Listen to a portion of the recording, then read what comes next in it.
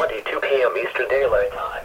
The National Weather Service in Wakefield has issued a flash flood warning for Northampton County until 8:15 p.m. At 5:16 p.m. Eastern Daylight Time, Flash flood local law warning! enforcement officials reported flash flooding from a thunderstorm over Northampton County in the towns of Gettysburg and Jackson. Radar Logan. estimates of 2 to 3 inches have occurred with an additional 1 to 2 inches of rain possible. Locations in the warning include but are not limited to Gettysburg, Gumbury, and Jackson. A flash flood warning means that flooding is imminent or occurring. If you are in the warning area, move to higher ground immediately. Residents living along streams and creeks should take immediate precautions to protect life and property. Never attempt to cross swiftly flowing waters or waters of unknown depth by foot or in an automobile.